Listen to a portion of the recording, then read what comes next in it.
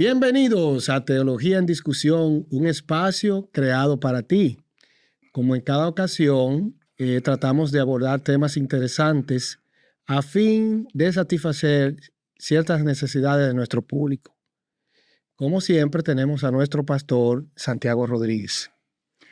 Muchas gracias, producción, una vez más por su invitación.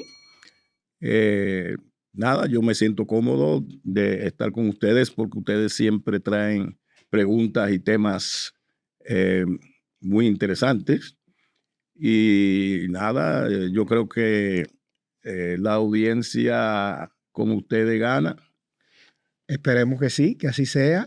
Esta semana tenemos un tema muy controversial, pastor, porque es un tema del cual se ha estado hablando en todos los medios. Es un tema del momento, pudiésemos decir. Y el tema que traímos ¿es la guerra parte del cumplimiento de la profecía bíblica? Bueno, en sentido general. Ese es el tema, no es que le estoy haciendo la pregunta porque... No, porque el tema yo entendí, pero está bien, lo puede hacer así. No es la guerra, sino la guerra entre Estados Unidos, Israel e Irán. Ajá. Es parte del cumplimiento de la profecía. Pues le dimos así entonces. Pero en la introducción, por ejemplo, para responder a esa pregunta, es bueno comenzar en general con que si las guerras son parte del cumplimiento. Pues ¿está bien para usted? Está bien, ¿no? La producción me imagino que está bien. ¿Está bien para la producción el tema? Bueno, pues la producción. Aprobado, pastor. Aprobado. No vi la mano levantada de la directora. Pero mire, es interesante lo que vamos a estar hablando aquí, porque la historia está llena de conflictos bélicos. Desde las naciones más antiguas, como Babilonia, que fue un imperio, el llamado imperio persa, que luego vino a ser lo que estamos viendo hoy, Irán. Okay. Irán fue la Persia anterior, la Babilonia anterior. Y desde sus inicios vemos conflictos entre los babilonios y el pueblo de Israel. Ellos lo invadieron en la antigüedad, destruyeron a Israel y se llevaron lo mejor de Israel. Estamos hablando cuando se llevaron deportados, exiliados, a jóvenes así como Daniel, que tenía 16 años por ahí, un jovencito. Un muchachito, pero que tenía muchas habilidades, era muy inteligente y propuso no contaminarse con la comida del rey. O sea, ese es un ejemplo de un joven de carácter, como yo conozco algunos. Y está, por ejemplo, Egipto, otro imperio. Cuando hablamos de imperio, hablamos de algo similar a lo que es el imperio norteamericano. Okay. Pero de todos los imperios, que incluso identifica a Daniel en las profecías, el romano, no ha habido un imperio como el romano y como el de Estados Unidos. Son únicos en su manera de ejercer el poder. Y todos esos imperios utilizaron como método de expansión la guerra. Antes no existía eso de mucha diplomacia y cosas así.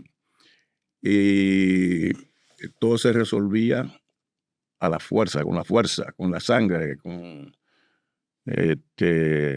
la eliminación, la muerte de seres humanos. Y no había muchos criterios en cuanto hasta dónde la violencia puede llegar, porque no se respetaban los niños, las mujeres, los civiles. las personas más vulnerables la pasaban muy mal y todavía la pasan muy mal en medio de la guerra. Porque no solamente se destruye a los soldados que combaten de ambos lados, sino que se sacrifican muchas vidas, exacto, muchas vidas civiles, humanas, inocentes. incluyendo niños. Así que la guerra en general es una barbaridad. Es una gran tragedia, gran tragedia. Pero para los que promueven la guerra, ha sido un gran negocio. Hay que ver un poco ese lado también, porque, por ejemplo, en este país, la industria armamentista no puede vivir sin guerra. Para la industria armamentista, el mejor gobernante es el que se convierte en un provocador de la guerra, el que usa la guerra como método de trabajo. Claro, porque se movilizan muchos millones. Es la industria exactamente que hace más riqueza en el mundo. La administración actual, en su campaña, prometió que no iba a hacer guerra con nadie. Pero ya va por 8 guerras, plus esta guerra ahora con Irán. 8 guerras, pastor. Lleva ya la actual administración que prometió no hacer guerra. Al contrario, la promesa que hizo fue de lograr la paz donde había guerra. Pero ahora mismo lo que se ha logrado es una paz ficticia entre Israel y Gaza, entre Ucrania y Rusia, y en otros lugares donde hay guerra, lo que se ha logrado es una paz ficticia, no duradera. Sin embargo, en medio de eso, se produce una nueva guerra que es una guerra sumamente peligrosa y complicada. O sea que sí, en Mateo, vamos a decir 24, en la versión Dios habla hoy, Mateo 24:6, dice, ustedes tendrán noticias de que hay guerras aquí y allá. Pero no se asusten, pues así tiene que ocurrir. Oye, lo que el Señor aquí, es el Señor que está hablando, Él se adelanta a pronosticar que así tiene que ser. Por algo lo dijo Él. Una, porque se van a convertir en señales de los tiempos, pero también, aunque no es el deseo de Dios que haya guerra, en otras porciones de la Biblia que encontramos que incluso Jesús elogia a los que están en contra de la guerra y le dice, bienaventurados los pacificadores, porque ellos heredarán el reino de los cielos. Pastor, hablando un poquito de eso, me surge una pregunta. Usted acaba de decir que Dios no es partícipe de la guerra, ¿no? No, Él no desea. No desea. Entonces, yo recuerdo que tocamos un tema del Antiguo Testamento, Dios del Antiguo versus el Dios del Nuevo Testamento. Pero en la antigüedad, pastor, eso era algo común, el tema de la guerra, de las guerras. Igual hoy. Igual hoy, ¿no? ¿Verdad? Peor, pero peleaban en nombre de Dios, llámese a eso, ¿no? No, exacto. En el Antiguo Testamento se tenía el pensamiento de que todo lo que pasaba en el mundo, malo o bueno, venía de Dios. Venía de Dios. Pero eso era la manera en cómo esas civilizaciones interpretaban los eventos, especialmente dentro del pueblo de Dios. Y entonces todos esos escritos de que peleaban, Israel peleaba con... Se lo atribuían a Dios, pero eso pasa hoy en día también. Okay. Eso pasa hoy en día. Exacto. Entre nosotros mismos, los cristianos, cuando pasamos por una tragedia, decimos, bueno, si Dios lo permitió, amén. nosotros de alguna manera también manejamos ese concepto. Porque entiendo que eso que usted acaba de decir, y no quiero tampoco Desviar el desviar tema. el tema ni sacrificar la idea que usted tiene. La mayoría, por ejemplo, de cristianos piensan en la guerra. ¿Por qué? Porque anteriormente eso era como la forma de que la gente peleaba. Y conquistaba las cosas. No se había desarrollado la diplomacia, por ejemplo. Exacto, exacto. Pero era un poquito hablar de eso, que usted dijo, como Dios no está de acuerdo con la guerra, quería. Dios no desea la guerra. Yo entiendo también que no. No. Pero como vuelvo y le digo, a Dios le plació caminar con nosotros, con todas nuestras ideas, prejuicios, manera de ver las cosas. Pero, por ejemplo, tenemos la historia de Job. En la historia de Job se manifiesta de una manera muy clara esa idea que se tenía de Dios. Y por eso está estructurado Job de esa manera. El diablo le quiere demostrar a Dios que Job era bueno porque Dios no lo había probado, haciendo que él experimentara cosas contra él mismo, su cuerpo, su salud, su familia y todo. Pero que tan pronto Dios le diera esas experiencias, José iba a olvidar de Dios. Ahí está un ejemplo clarísimo de cómo mucha gente en ese entonces veía a Dios. Dios apoyaba lo malo y apoyaba lo bueno. De él venían ambas cosas. Pero es un debate más grande todavía, claro, más grande, y genera muchos conflictos. Pero en realidad no era el deseo de Dios de que hubiera guerra. Porque Dios, por ejemplo, él dice, yo no quiero la muerte del que muere. ¿Y cuál es el mayor problema de la guerra? La muerte. Porque ni siquiera de los pecadores. Dios dice que él no quiere ni siquiera que los pecadores mueran.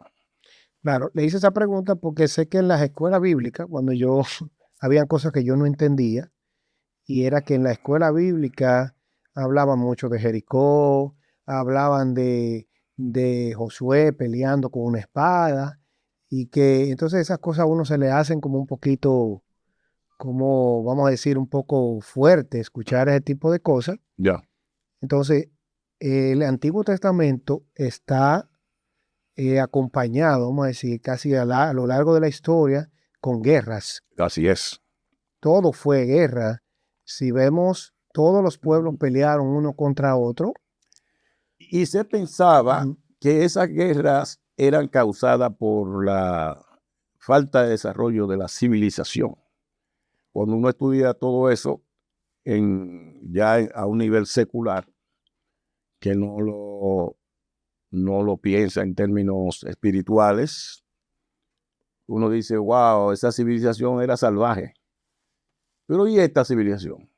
Nunca habíamos vivido en un tiempo de tan grande civilización, del desarrollo tan grande de una civilización como la del siglo XXI. Exacto. Y todavía no hemos llegado a ser capaces de resolver nuestros conflictos y nuestras diferencias conversando. No. Según los análisis que se han hecho de esta guerra, por ejemplo, se dice que sí hubo oportunidad de evitarla, conversando, pero hay muchos intereses humanos de los grupos de poder que prefieren la guerra, el conflicto bélico, la violencia, a que hayan soluciones diplomáticas conversando. Right. Hay muchas ambiciones detrás de las decisiones de la guerra. Por ejemplo, ¿verdad? Irán que es la motivación de esta conversación, Exacto.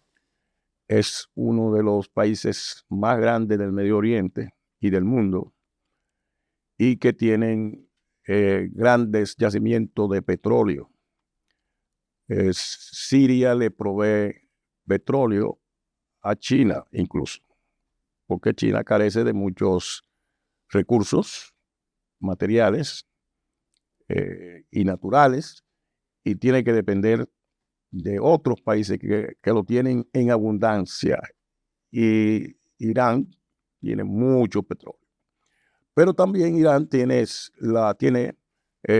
muchos materiales, ¿verdad?, de la tierra rara, y tiene los elementos que se necesita para fabricar armas de alto calibre. O sea que Irán, por eso que el peligro de esta guerra es que Irán no es, ¿cómo es este país? Ucrania, no es Ucrania, Okay. no es Venezuela, no es, qué sé yo, no es Gaza. Irán es Irán y tienen un poder extraordinario. Y el otro peligro que tiene esta guerra es que el bloqueo del canal por donde pasa el petróleo para China, esta guerra ha provocado que sea bloqueado. Creo que a estas alturas ya ha sido desbloqueado porque los militares, ¿verdad?, de ambos países, Israel y Estados Unidos, se propusieron que ese canal quede abierto para que no haya un daño a la economía global grande, no solamente a China, sino a la economía global. Ya, por ejemplo, nosotros comenzamos a sentir los efectos de ese cierre de ese canal Sí, con el aumento de la gasolina, por ejemplo, exactamente, por ahí el aumento pasa. del aceite. Y eso, el aumento de la gasolina trae como impacto también el aumento de los productos comestibles y de todas las cosas que nosotros usamos, de la electricidad y todo. O sea, que un conflicto en un punto X geográfico, y de la importancia de ese punto geográfico como es Siria, Irán, eso impacta en todas las naciones, en todos los lugares.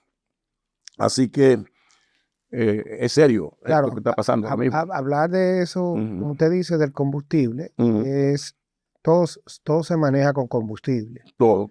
Necesita energía para todo. Porque la energía, incluso el tema de los alimentos se transportan, y eso también afecta el tema del transporte. Afecta el valor, el valor de los alimentos. Exactamente, el valor de los alimentos, el valor de todo lo que en realidad conlleva transportarlo, la gasolina, no solamente la gasolina, también lo que es el gas, el petróleo. El petróleo, sí.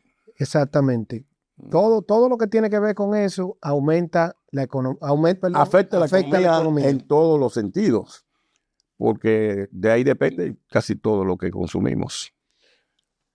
Entonces, Pastor, estamos hablando que las guerras son por intereses.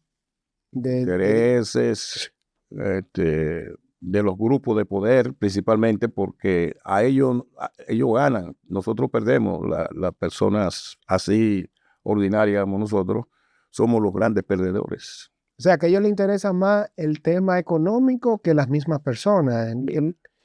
Sí, los grupos de poder, esa es parte de la situación que estamos viviendo. Crítica que los líderes que nos gobiernan deciden sus cosas no tomando en cuenta demasiado el impacto que va a hacer en las personas ordinarias.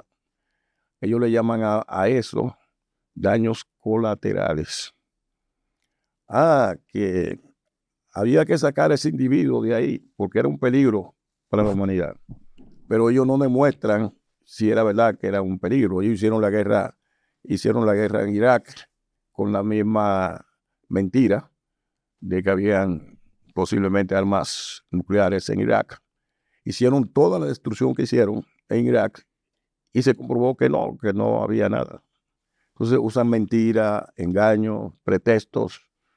Y lo mismo está pasando ahora también. Dice que en las guerras lo primero que se pierde es la verdad.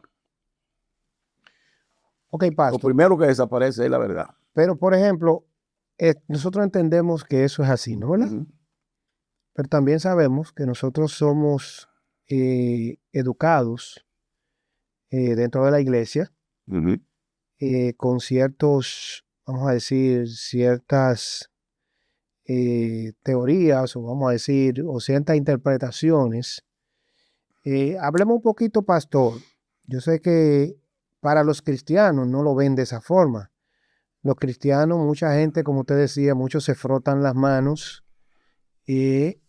cuando pasan ciertas cosas porque lo que ellos entienden es que ya el cumplimiento se ha acercado. Bueno. ¿Cierto, pastor? Sí. Entonces, nosotros, por ejemplo, como creyentes, fuimos enseñados también en eso, porque no le voy a decir que yo no fui enseñado de esa forma. Entonces, yo quiero que usted me hable un poquito en ese tenor, porque queremos también arrojar un poquito de luz. Nosotros tenemos un conocimiento ya más o menos de por qué las guerras y tenemos más o menos una idea fuera de lo que es lo religioso, ¿no? Uh-huh. Entonces, me gustaría que usted nos abarque un poquito acerca de lo religioso. Ok, muy buen punto. ¿Cuál es el interés entre esos conflictos? Muy buen punto, porque las guerras, las tragedias, traen ciertas inquietudes religiosas, hasta en esos que dicen no ser religiosos. Hasta los ateos abren sus oídos y sus ojos para tratar de entender al mundo también desde el punto de vista religioso. Porque la parte religiosa, no solamente de los cristianos, sino de los musulmanes, los judíos, etcétera, está presente cuando ocurre cualquier tragedia. Y cada quien interpreta los eventos de acuerdo a la visión que tienen del mundo. Así es. Entonces, aquí tenemos entonces desde el punto de vista, vamos a decir, de los que ven al mundo desde el punto de vista del cristianismo. Conectan los eventos en el mundo de acuerdo a las profecías, lo que se llama las profecías bíblicas. Así es. Tenemos varias profecías bíblicas en el Antiguo Testamento y también en el Nuevo. Y dependiendo el tipo de teología que tú tienes o el tipo de enseñanza cristiana que tú tienes, dependiendo de eso es que tú vas a interpretar las cosas, los eventos y todo eso. Sobre todo si esos eventos se están dando en el Medio Oriente. Así es. Por ejemplo, relacionado con esa pregunta, sabemos que nosotros los cristianos tenemos el pueblo de Israel Uh-huh. como parte del reloj profético. Muchas personas lo ven como un reloj profético, ¿no? Reloj profético, esa es la expresión. Esa es la expresión que se utiliza. Y cuando sucede algo relacionado con Israel, ya nosotros decimos, pero viene parte del cumplimiento. Sí. Y aquí está tal profecía y aquí se está cumpliendo esto, por ejemplo. Sí. Por ejemplo, dentro de eso, cuando vemos un conflicto con un país que está involucrado Israel, siempre buscamos un texto para eso. Exacto, y justificar lo que está pasando. Hay de todo en la viña del Señor, porque hay mucha gente que se está frotando la mano, Uh-huh. porque dice, bueno, mientras más malo o peor se ponen las cosas, mejor. porque eso quiere decir que estamos más cerca del cumplimiento profético. Hay gente que tiene unas ansias de que todo termine, de que no vayamos. Sí, pastor, pero de que se cierre la historia. Pero también eso no es tanto así. ¿Sabes por qué? Porque la mayoría de nosotros los cristianos, digo nosotros, para no, Sí, todos se quieren ir. sí. Pero si nos vamos juntos, porque solo no, nadie quiere irse Solo solo. nadie. Nadie quiere irse No, solo. porque de que tienen un dolorcito tan asustado. Están asustados. Nadie quiere ir solo, es que nos O vayamos sea, todos. o sea, yo escuché a alguien decir que, creo que fue en un mensaje, que hay personas que dicen, bueno, pero yo a veces no entiendo a los cristianos, porque son los que más hablan de que me quiero ir Me quiero ir, ¿no? y que se acabe todo esto. Sí. Pero de que hay una cosita, pastor, No, hay mucha preocupación. hay un juidero. Así es, no, eso es, Entonces, eso es parte del folclore la mayoría evangélico. de cristianos, cuando sucede algo, volviendo a lo que usted estaba diciendo, se frotan las manos. Claro, sí. Lo bueno de esto es lo malo que se está poniendo. Exacto, se está cumpliendo. Entonces, así es, porque esa es la visión por el tipo de enseñanza que recibieron los cristianos, es la visión que tienen del mundo y de la historia. entonces ahí viene también un tema religioso que quería que tocáramos, no sé si usted está de acuerdo que lo toquemos, y es con el tema de Israel. ¿Por qué con Israel? Porque yo sé que dentro de todo esto, ahí está lo que dice, lo que los cristianos interpretan como que cuando suceden ciertas cosas entre todos esos países que están ahí al lado de Israel, porque usted sabe que hay una promesa, yo tras bastidores le estaba hablando de eso, que está en Génesis 15, 18. Ya. Estoy correcto. Puede leerlo, puede leerlo. Ahorita, ¿cuál fue el que yo dije? 8, digo, este hombre está hablando antes de Abraham. En una nación grande. ¿A qué se refería? Porque la gente tiene esa base. Usted dice Génesis. Génesis 8, me parece No, que... Abraham no existía en Génesis 8. Génesis 8 no. Génesis 12. No. Cuidado si se equivoca ahí. Génesis... Abraham comienza en Génesis 12. Bueno. Ay, parte. Oye, tengo aquí cuidado. Usted. Génesis 12 fue. A partir de Génesis 12, ¿qué existe Abraham? Oh, Abraham no existía antes de eso. No. Y es como él se ríe. Cuando David cruzó el mar. Yo tengo. Entonces, Sí, el pastor se asustó. 8. Yo ni Noé. Pero ni Noé estaba por ahí. Sí, Entonces, Noé estaba así. Entonces, ¿qué pasa? La profecía es que habla en el 15:18, Ok. que dice que en aquel día hizo Jehová un pacto con Abraham, diciendo, a tu descendencia daré esta tierra, desde el río de Egipto hasta el río grande, el río Éufrates. Entonces, cuando leemos eso, ahí muchas personas lo interpretan como que ya se está formando el gran Israel, ¿verdad? Entonces, no sé si estoy mal, yo sé que los judíos, los israelitas, tienen en su misión hacer cumplir esta profecía. Bueno. Entonces yo quiero que usted nos hable un poquito de eso, sí, porque eso también arroja un poquito de luz con el tema de los conflictos también de los vecinos. Déjame ver si trato en el tiempo que estamos manejando aquí, porque ese es un tema largo de semestre, varios semestres en la universidad para estudiarlo. La Biblia entera. Varios semestres, ¿cuántas pocas nunca sé? La Biblia entera nos narra la historia de la salvación. Y uno de los grandes privilegios que tiene Israel es que en la historia de la salvación jugó un rol como ningún otro, como ninguna otra nación, como ningún otro pueblo. Así que Israel tiene su puesto ahí. Su plato aparte, como dice. Plato aparte. Pero vamos a traerlo otra vez aquí. No lo vamos a dejar allá aparte. El problema es que lo han dejado aparte, pero realmente esa no fue la idea de dejarlo aparte hasta el día de hoy.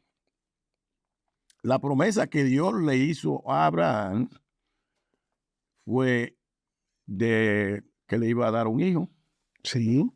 y eso tiene su historia, no la vamos a detallar, pero una historia única Ujú. que se requería mucha fe, por eso Abraham se convirtió en el padre de De la fe. Entonces, a través de él y del llamado que Dios le hizo, iban a ser una gran nación. Claro, Isaac nació y después, pues, tuvo 2 hijos, Isaac, y de uno de esos 2 hijos nació eh, la nación de Israel. Incluso ese fue el nombre que se le dio, Jacob. Se le dio el nombre de Israel porque Ujú. a través de él se iba a cumplir el nacimiento de ese pueblo. O sea, Jacob se iba a convertir en una nación, en un pueblo. Y otro de los grandes privilegios que tuvo Israel es que Dios lo formó con el propósito de que sean testimonio al mundo de entonces, que era un mundo pagano, lleno de muchos dioses. Habían dioses hasta para la mujer encinta, para los animales, para Por si acaso. Tenía, todo. por si las moscas. Bueno, en Grecia había entre los diferentes dioses que tenían, había uno, y al Dios no El conocido. Dios, por si acaso, por si se quedó alguno. Entonces, ese pueblo iba a pasar por situaciones muy críticas. O sea, no iba a ser tan fácil el recorrido que le iba a tocar al pueblo de Israel. Pero muchos lectores de la Biblia pierden de vista, en vez de ir y revisar qué fue lo que Dios le prometió ahora. ¿Qué fue lo que Dios le prometió? ¿Le prometió nada más crear este pueblo? No. La promesa grande fue que a través de Abraham Dios iba a bendecir todas Las naciones de la tierra. Entonces, ¿qué pasa? Hay mucha gente, ¿verdad?, que tiene su manera de interpretar la Biblia, y la manera en que muchos lo interpretan es que iba a bendecir a todas las naciones del mundo a través de Israel. Ok. Por eso se lo inventaron. Entonces Eso no es a través de no Israel. es que ahí no lo dice. Cuando tú lees eso de las promesas que iba a recibir toda la familia de la tierra a través de Abraham, persona. sí, Abraham como persona, como no, persona. no como nación. No, porque no había nación, no existía nación. Exacto, porque él fue llamado Israel Ya, cuando luchó con el ángel, no fue Jacob, Jacob, y a que partir ya no de te ahí, llamará más Jacob, sino ahora te llamará Israel, Israel, ¿qué significa pueblo de Dios? pueblo de Dios. Entonces, vamos a decir que en ese entonces ese era el pueblo de Dios, porque todos los países alrededor eran paganos. No habían otros países cristianos. No. Pero vamos a ver, solamente para dar algunas Pinceladas. pinceladas al tema, por eso que lo digo, son Me semestres. habló a mí de semestre. Algunas pinceladas. Vamos a cortar la historia. El pueblo de Israel es liberado de Egipto por Moisés, mucho después, ¿verdad? Ujú. El pueblo creció, fue a parar a Egipto. José jugó un papel sumamente importante como israelita en el gobierno de Egipto, y estuvo ahí en el momento más clave y preciso frente a la gran crisis de alimentos que se produjo. José era el segundo. Fue el hombre en el clave trono, en ese momento. En el trono, y pudo acumular suficiente alimento no solamente para los egipcios, sino para todos los pueblos de alrededor Ujú. que que fueron afectados. Esto es parte de la historia de la salvación, pero la gente no lo lee por separado, pero no lo conecta con una cosa y la otra, y ahí se llama un arroz con mango. Entonces, José fue ¿verdad?, su salvador en ese momento para el pueblo de Israel. El pueblo de Israel creció en Egipto y el faraón comenzó a hacerse preguntas, como se hacen preguntas los grupos de poder aquí. Sí. Si dejamos a los inmigrantes que sigan creciendo como están creciendo y a la gente de otros países, no es tanto de que porque son indocumentados, ilegales, como le llaman ellos, no.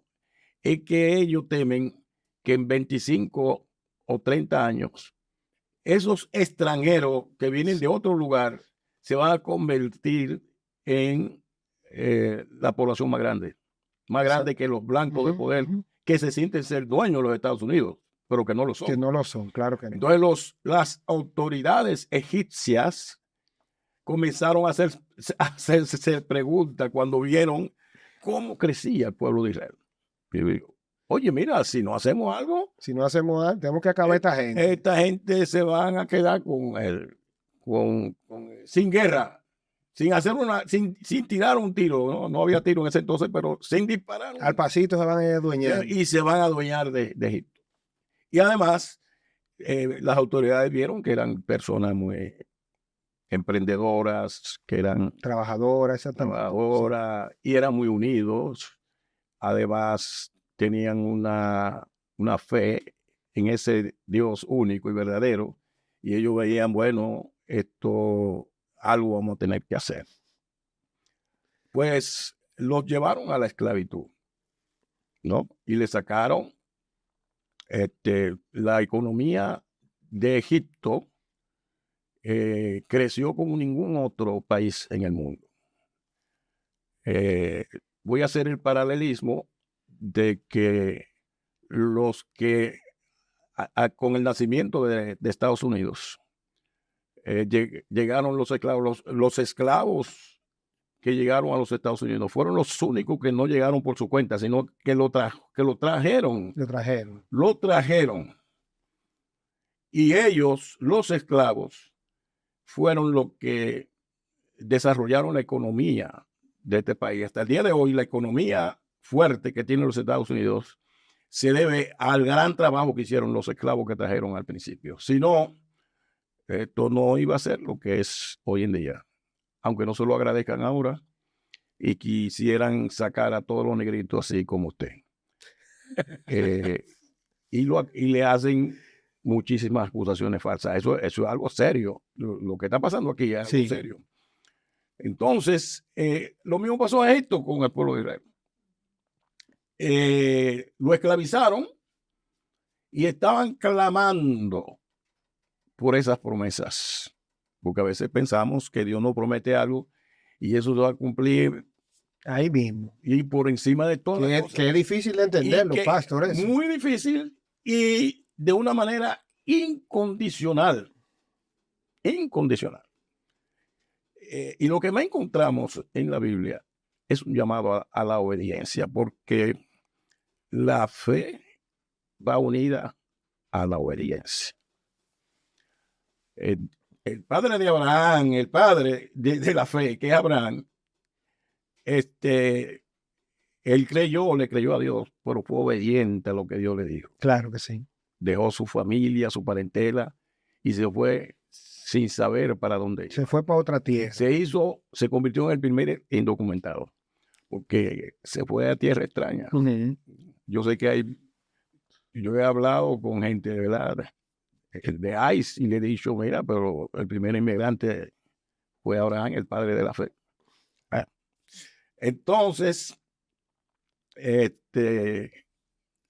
también Moisés, otra vez, a tiempo, no solamente José, sino a tiempo, llegó a Egipto y conectado con una gran tragedia, que lo iban a matar. Sí. Y la madre hizo su trabajo para ocultarlo, y ahí está la historia.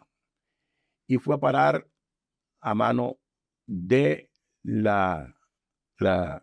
ahora, fue algo como también... La princesa, la hija de él. Fue algo como también orquestado por Dios, porque era un esclavo. Pero la gente otro esclavo más, porque José fue un esclavo. Sí, y se convirtió en el segundo. Pero ahora viene otro esclavo más. Y se convierte en el segundo Sí, del imperio. una cosa increíble, ¿eh? Por eso te digo que hay que ver la historia y seguir el hilo de la historia. Una historia fascinante, pastor. Totalmente fascinante. ¿Y de dónde viene? Del pueblo de Israel que hoy, ¿verdad? Tenemos ahí, pero vamos a ver si es el mismo pueblo. Entonces, Allá vamos a llegar. Moisés, no, porque la gente tiene que seguir el hilo de la historia acerca del pueblo de Israel, que están confundidos con que esa promesa que Dios le hizo al pueblo de Israel era infinita, infinita, y que lo había convertido al pueblo de Israel en el pueblo exclusivo de Dios. Y los israelitas se lo creyeron.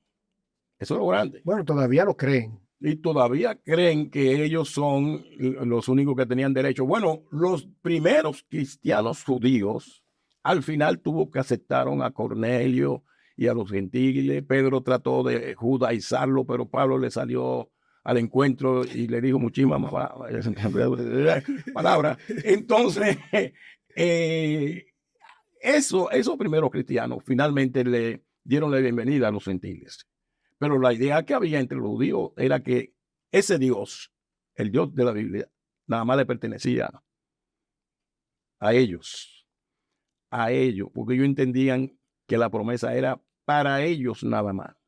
Vaya conectando esa idea que tienen muchos cristianos acerca de la exclusividad, del tratamiento exclusivo y especial para Israel. El mismo Cristo cuando llegó rompió eso. Pero los evangélicos siguen pensando. Entonces ahí me conecto con Marco 13. Ok. Marco 13. Que cabe destacar, pastor, que eso que usted ha dado, es verdad que usted dice que llega, ¿cuántos semestres en la universidad? Varios semestres. Porque es una historia demasiado larga. Y que muy... Y usted la ha explicado bastante bien. Sí. Entonces, conectó ahí con Pablo. Por eso le dije que voy a tratar de hacerlo bien, bien suave. Entonces aquí llega Jesús. Llegamos a Jesús. Jesús llega durísimo. No, el maestro era fuerte. Mira lo que dice, que salió con sus discípulos, ¿verdad? En el capítulo 12 de Marcos. Ahí está la historia de cuando él salió a Jerusalén y los discípulos se impresionaron cuando vieron el templo. Ahí queríamos llegar, pastor. Y ¿Cuál es la cita?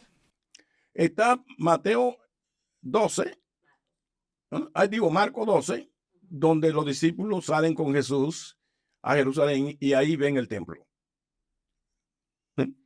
No sé si lo ha visto los versículos. Yo tengo lo de aquí de Marco, pero de Marco 13, pero el 12, en el 12, capítulo 12, al final del 12, están los discípulos y Jesús conversando.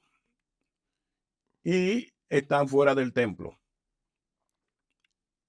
Y entonces comienzan a admirarse, porque era un templo maravilloso. Sí, al ver la gran arquitectura que tenía ese era templo. un templo único. Y en ese entonces No, que ese templo era una cosa extraordinaria. Este señor Herodes invirtió todos los recursos necesarios para hacer un templo impresionante. Porque ese templo fue el mismo templo que fue primero fue destruido por los babilonios, Irán. Fue construido el primer templo después con Salomón. ¿Ya? El primer templo finalmente se construyó, porque Dios dijo que le iba a dar casa de adoración. Después vino otra prueba y otra dificultad y destruyeron ese primer templo. Y con Herodes se volvió a construir. el segundo templo. El segundo templo, Okay. que fue una maravilla del mundo. Y los discípulos le preguntan, wow, qué inmenso. Qué inmenso, exactamente. Qué lugar tan especial y único. Qué edificio tan bonito. Y Jesús, en vez de decirle, wow, tienen ustedes buena vista, yo los felicito porque Le quedó bien esa arquitectura. eso quedó bien. Pero Jesús no andaba jugando, ¿eh? Le tumbaba el ánimo a cualquiera. Esa emoción se la bajó, pero A millón. a millón, hasta la planta de los pies. Entonces le dice, ¿ustedes ven todo eso? Y si admiran de todo eso, le tengo una noticia que no es muy Que no le va a gustar. que no le va a gustar. De eso que ustedes ven, no quedará piedra sobre piedra que no sea destruido. ¿Cómo así, Jesús? No, pero ya tú Espérate. me mataste. Imagínate, una gente que venían del campo y que primera vez que ven una maravilla como esa. Pero ¿cómo así? No, pero ellos entendieron que la destrucción del templo significaba el fin del mundo. Y comenzaron a hacer preguntas sobre eso. Pero venga, tú me estás hablando del fin del mundo. ¿Y cuándo va a pasar eso entonces?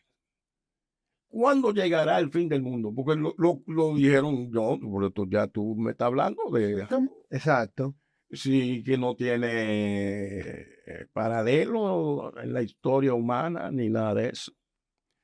Así que entonces Jesús le dijo, ¿verdad?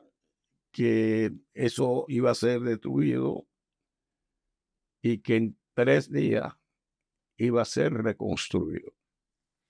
Sí, pero en ese momento decirle 3 días que va a ser reconstruido. Pastor, pero eso es, dígame, ¿quién podía hacer un templo en 3 días? Bueno, como ellos están hablando con el maestro que habían sido testigos de grandes milagros, Pero para ellos eso fue asombroso también. En Ok. 3 días, pastor. pero en cuestión de minutos Jesús le habló al mar que se detuviera y se detuvo. Al mar. Pero usted cree que ellos lo creían así. Ok. Tanto así que en 3 días podía Jesús construir el templo. Claro, porque ellos estaban viendo algo sin, ya te digo, sin paralelo, en un hombre. Tú sabes lo que es decirle al mar furioso, porque ellos sí sabían de mar, Sí. detente. Y se detuvo el mar. Ya yo tenía en la mente un montón de cosas que había hecho este señor, este hombre.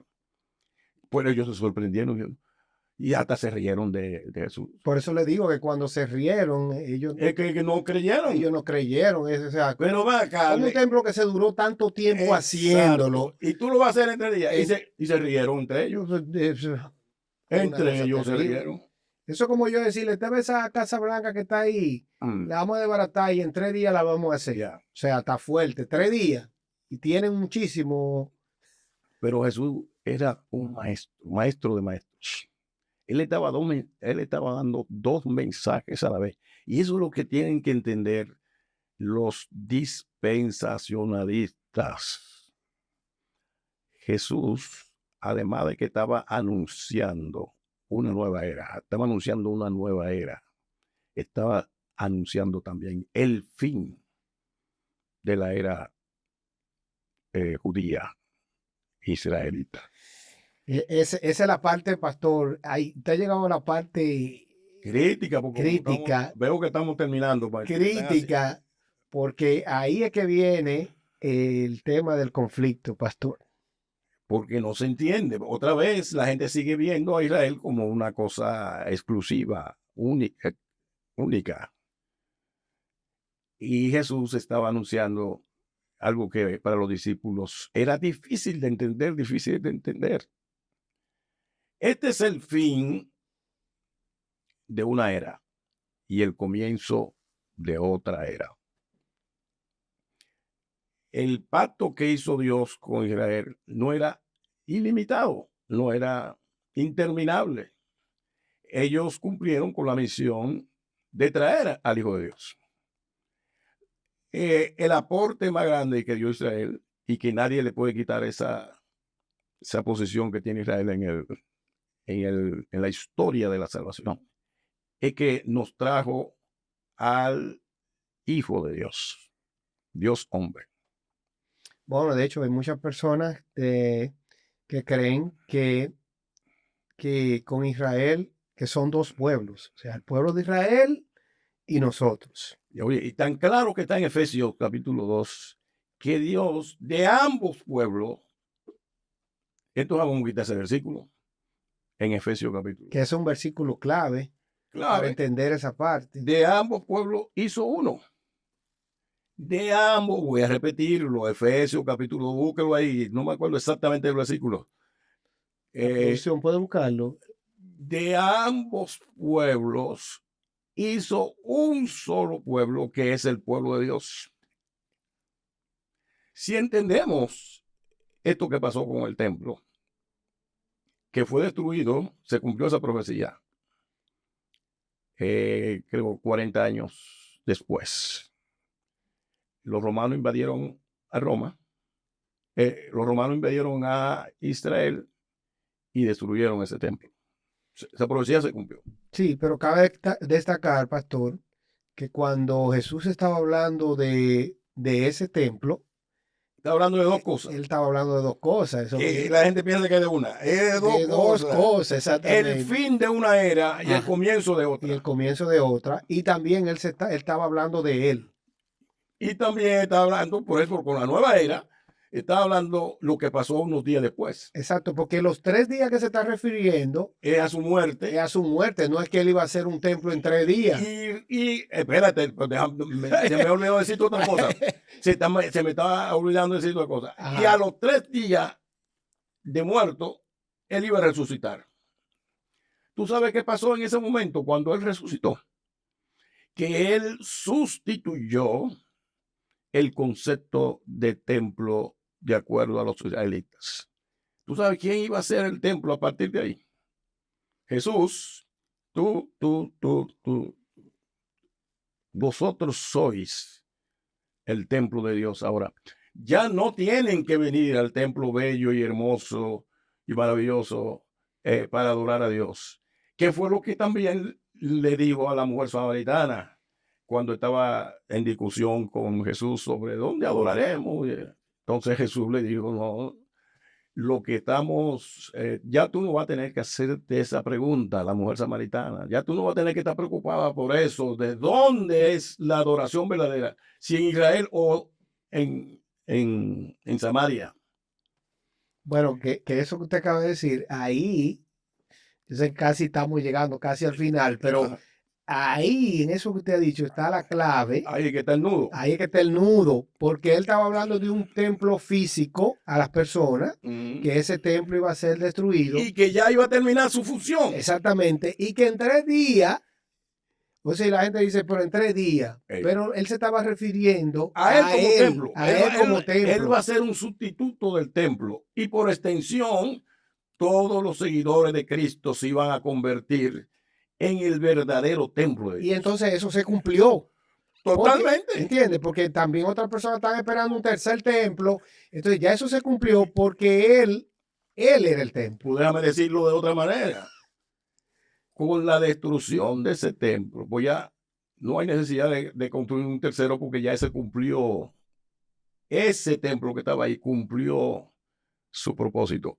¿Cómo tú crees que vamos a volver para atrás con los sacrificios de los animales, con la manera en cómo se usaba el templo? El templo era una maravilla ahí. Entonces, ¿por qué construir un tercer templo si ya no sirve? No, y también el significado de los sacrificios. Ya el sacrificio mayor fue la muerte de Jesucristo por nosotros y ahí estuvo Pues ya. la sangre. Él es el cordero.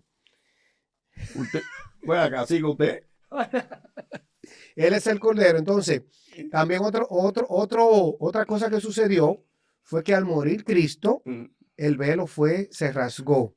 El fin. Ese es el fin de la era. El fin de una era que ya no va a seguir. Entonces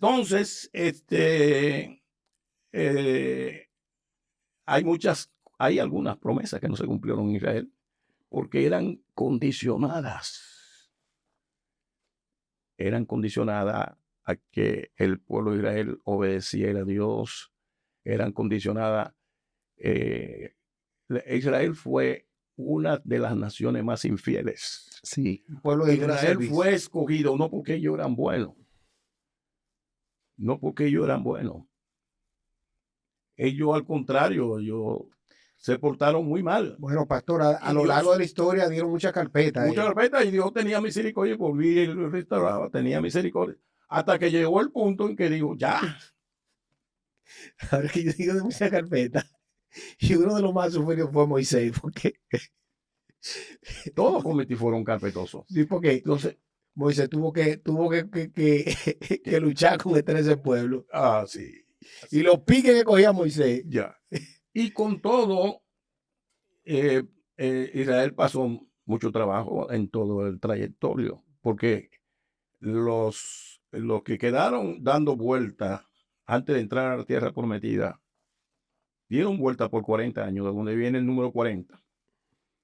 Y lo que estamos celebrando ahora es Cuaresma, que después vamos a hablarlo ahora anoche, cuando volvamos Exacto. al tema de la Semana Santa. Bueno, pastor, entonces Eso, esos que dieron vuelta por 40 años, muchos de ellos, casi ninguno de ellos entraron a la tierra prometida. no. O sea que en ellos no se cumplió la promesa. Pastor, entonces, No entraron, una nueva generación logró entrar a la tierra prometida. entonces estamos esperando. Entonces, ¿por qué ahora queremos imponer que sí, que Israel hay que darle otro chance para que construya un tercer templo? Ahí es que voy. Se va a construir un tercer templo. No tiene sentido. No tiene sentido. Si ya Jesús estaba enojado con ese templo porque lo convirtieron en un mercado. Exacto. Estaba corrompido ya. Yo estaba enojado con ese templo. Le va a hacer otro templo. ¿Y para qué? Es que volveríamos para atrás, pastor, porque entonces si ya nosotros somos el templo, Ya. ¿verdad? Sí, ya, exacto. Entonces va a haber un tercer templo. Entonces, para qué? ¿cuál es? Y se van a hacer sacrificios igual que como se Primero, hacía antes. como le dijo él a la mujer samaritana, ya no va a haber problema con que sea aquí o sea allá. Si construyen un tercer templo, entonces usted va a tener que ir al lugar donde van a hacer el tercer templo para recibir el perdón de su pecado. Que yo le recomendaría que se quedaran a vivir por ahí, porque si no va a tener que estar lleno cada rato. Otra cosa que cabe destacar, pastor, es que en la Biblia muchas personas van a salir por ahí y nos gustaría que usted haga su comentario, porque también nosotros pudiésemos ayudarlo o arrojar un poquito de luz. Sé que muchas personas van a salir hablando ahí de que en el Apocalipsis se habla de Jerusalén, se habla del pueblo de Israel, y todas esas cosas van a decir, oh, pero ¿y por qué se habla de todo esto? Entonces, cabe destacar que cuando la palabra de Dios habla de la Jerusalén, habla de la nueva Jerusalén, La Jerusalén espiritual. la Jerusalén espiritual. Y cuando habla del pueblo de Israel, se está refiriendo, pastor, a nosotros. A todos nosotros. Nosotros somos el nuevo Israel. Por eso que en la introducción del libro de Apocalipsis dice que bienaventurados a todos aquellos, no al pueblo de Israel, que leen las palabras de este libro y la creen. No dice que al pueblo de Israel, que a todos. Pastor, pero yo creo que usted ha dado en el clavo, pastor. Yo quedé así. ¿Cuántos semestres fue que usted acaba de dar? Porque Eso fue lo que más se le quedó. ya yo puedo decir que tengo cuántos semestres en Entonces, teología. me gustaría cerrar la discusión con el tema. Efesios 2. Efesios 2, donde habla de un solo pueblo, sí. Pues Cristo mismo nos ha traído la paz. Él unió a los judíos y a gentiles en un solo pueblo cuando, por medio de su cuerpo, en la cruz, derribó el muro de la hostilidad que nos separaba. Eso está clarito.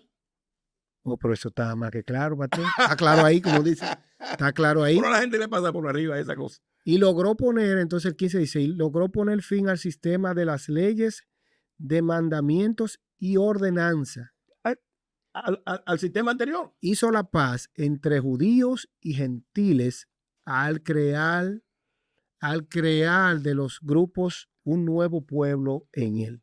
Nosotros somos el pueblo de Dios. Nosotros somos el nuevo Israel. Eso está en Efesios 2. Lo creó Jesús. Efesios 2. Bueno, pastor, Entonces no es verdad que ese Israel, porque esto sí me gusta decirlo, Ay, ay, ay, ay, ay. porque ese Israel que está ahí, escuchen bien, este Israel que está ahí Mira, no, escuchen bien. no es el pueblo de Dios. Ay, pastor, pero ¿qué usted está diciendo, Pato? Por lo que dice ahí Efesios. ¿Qué es lo que dice Efesios? ¿Eso es lo que dice? Que de ambos pueblos hizo uno solo. Bueno, Pato, Pero esa es una nación como otra cualquiera. Y ellos, los sionistas, lo que hicieron esa nación, ellos tenían derecho de buscar dónde establecerse como nación. Y ganaron la guerra en el 47, 1947. La ganaron la guerra.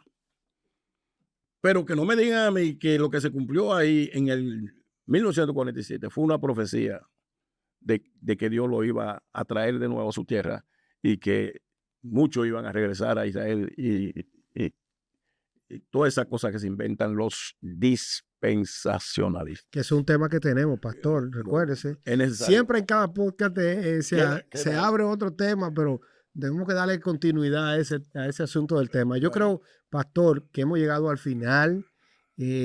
Haga su comentario, suscríbase a nuestro canal, dele like, también clique la campanita para que reciba notificaciones de nuevos videos.